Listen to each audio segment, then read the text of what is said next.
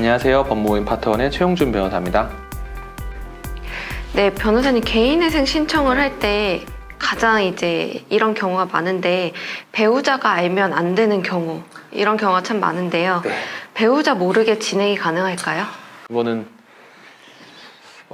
본인의 능력에 딸려 있는 것 같습니다. 왜냐하면 그 모든 소송이라는 거는 송달이라는 문제가 있죠.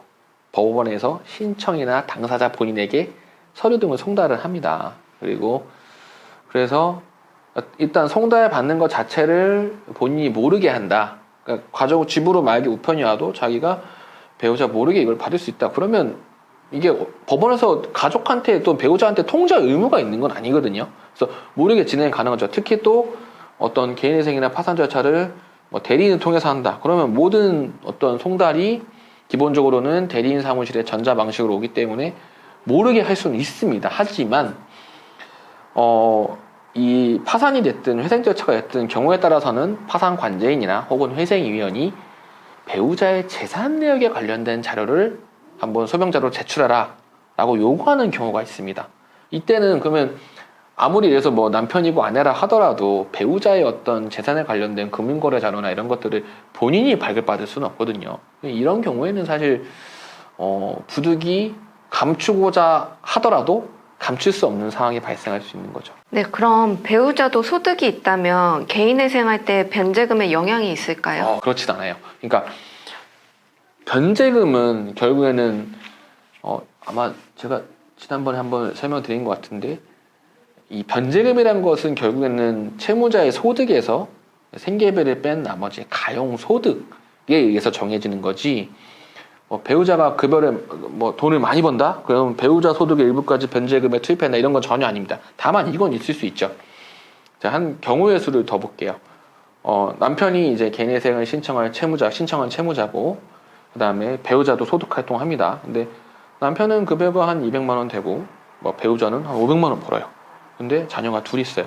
그럼 이때 이 자녀에 대한 부양료 이 자녀들의 키에 대한 생계비라든지 부양료 같은 건 당연히 이제 배우자한테 좀 더 비중이 가겠죠. 그럴 경우에 그러면 이제 우리가 결국에는 가용소득이라는 거는 생계비를 산정해서 버는 돈에서 이제 공제해야 되는 건데 일단 생계비를 정하는 수준에 있어서 아무래도 배우자가 많이 부양할 수 있으니까 채무자 본인의 생계비는 좀 줄어들 수 있지 않겠냐라는 관점에서 그럼 생계비가 줄어들면 가용소득이 올라가고 그럼 변제금이 높아질 수 있는 이런 어떤 간접적인 영향은 있을 수 있지만 이렇게 배우자가 돈을 많이 버니까 배우자 돈의 일부도 변제금에 투입해서 변제금을 올려야 된다? 이런 거는 존재할 수 없습니다.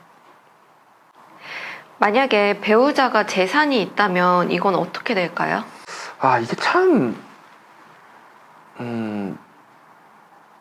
이게 이 영상을 보시는 분들이 좀 이해할 수 있나 싶긴 한데 사실은 이 회생 파산 제도에서 가장 실무적인 라인을 가장 먼저 어떤 가이드라인을 만드는 곳이 바로 서울회생법원이거든요.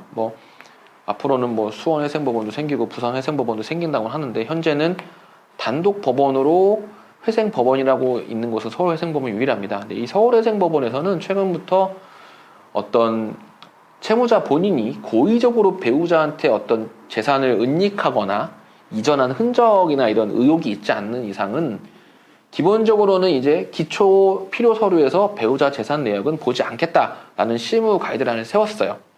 그래서 특별한 사정이 없는 이상 현재 서울회생법원 관련해서는 배우자 재산을 보지 않습니다.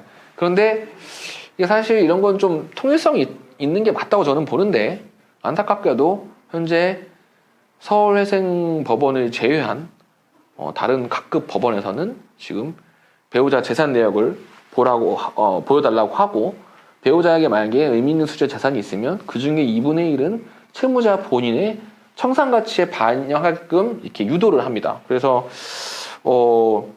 결국 내가 개인회생을 신청하려는데 배우자한테 재산이 있으면 어떻게 되냐 결국에는 그 배우자 재산에 아주 러프하게는 경우에 따라서는 그 비율이 조정될 수 있습니다만 가장 단순하게 말씀드리면 그 배우자 재산의 2분의 1 정도는 채무자 본인의 청산가치로 보고 이제 회생 또는 파산 절차가 진행된다 이렇게 보시는 게 맞을 것 같습니다. 네, 만약에 배우자와 오랫동안 별거 상태여서 서류상으로만 혼인 상태이거나 네. 아니면 배우자의 협조가 이루어지지 않는다면 어떻게 해야 될까요? 그래서 뭐 배우자 관련된 서류가 필요한데 부득이 뭐 사실상 뭐 이혼 상태로는 배우자 상태여서 협력이 어렵다거나 이런 경우에는 결국 법원에다가 사실조회 신청을 하거나 아니면 문서외출 신청을 해가지고 법관의 명령에 의해서 또 어떤 자료를 관련 유관기관으로부터 확보해야 되는 방법을 해볼 수밖에 없겠죠. 그럼 만약에 이혼을 한 경우에도 전 배우자의 재산이 반영되나요?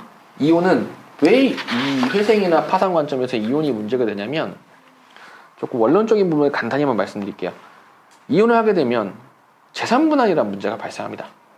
근데 이게 서로 뭐 어떤 채무적인 문제가 없는 경우에는 재산 분할이 어떤 관점이 없겠지만 예를 들어서 극단적인 경우를 가정해 볼게요. 내가 지금 배우자와 이혼할 때 남편은 재산이 하나도 없고 전액 다 아내 명의로 돼 있습니다. 근데 재산 분할을 하면 기본적으로 한 뭐 10년, 20년 살았다 하면